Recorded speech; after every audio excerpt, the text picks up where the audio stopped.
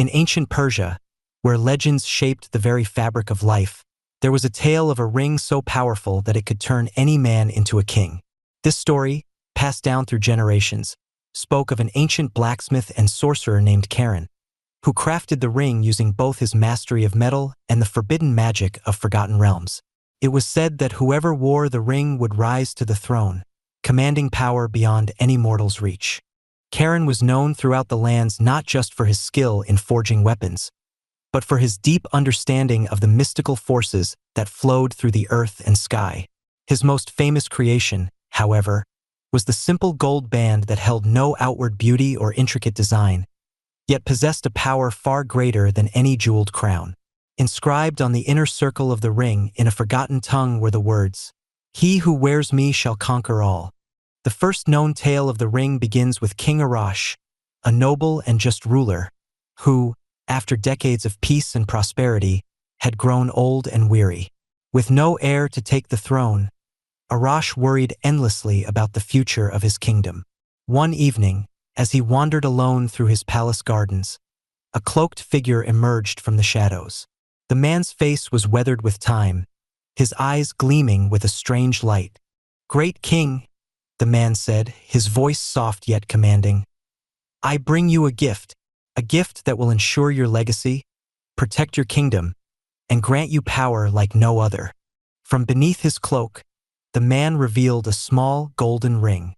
It shimmered faintly in the moonlight, drawing Arash's attention instantly. "What is this?" the king asked, suspicion and curiosity mixing in his voice. "This, your majesty, is the ring of kings. Wear it, and no force, no army, no man shall ever challenge your reign." Arash, despite his wisdom and experience, felt an overwhelming pull toward the ring. It seemed to offer him the very thing he desired most, a guarantee of eternal power and peace. Without hesitation, the king slipped the ring onto his finger. The moment the ring touched his skin, Arash felt a surge of energy. It coursed through his veins, making him feel younger, stronger, and sharper than ever before. His senses were heightened, and his mind, once clouded with the worries of old age, became clear and focused. The ring, he realized, was no ordinary object. It was alive with magic, and it bound itself to him in that very moment. Under the influence of the ring, King Arash's reign became legendary. His decisions were swift, his strategies flawless, and no enemy could stand against him. Word of his unchallenged power spread throughout the land, and other rulers trembled at the mere mention of his name. However, as with all great power, the ring came with a price. The years passed, and though Arash's kingdom flourished, he began to change. The wisdom and compassion that once guided him faded, replaced by a hunger for more power. His once kind eyes grew cold, and his decisions once just became ruthless. He saw betrayal and treachery in every corner, and his paranoia grew. The ring, while granting him incredible strength, also fed on his fears, twisting his thoughts. One day, an old advisor, who had served Arash for decades, dared to speak up. "My king, you have changed. This ring, it is not a blessing but a curse. It controls you more than you control it." Arash, blinded by the ring's influence, flew into a rage. The advisor was banished from the kingdom, and soon after, others who questioned the king's authority met the same fate. His court grew silent, and fear replaced loyalty. The ring had turned Arash into a tyrant, and though his kingdom remained strong, the heart of the people withered under his oppressive rule. In the deep corners of the land, whispers began to spread about the ring. Some said it was forged not by Kâren, but by dark forces far older than the world itself.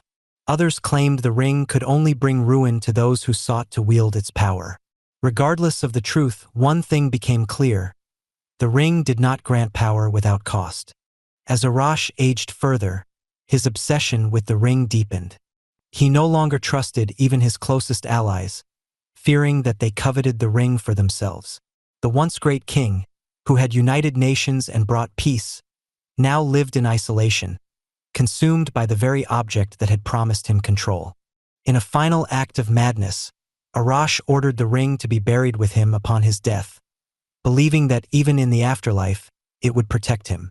And so, when the time came, the king was entombed with the ring, his body laid to rest in a grand mausoleum, hidden deep within the mountains.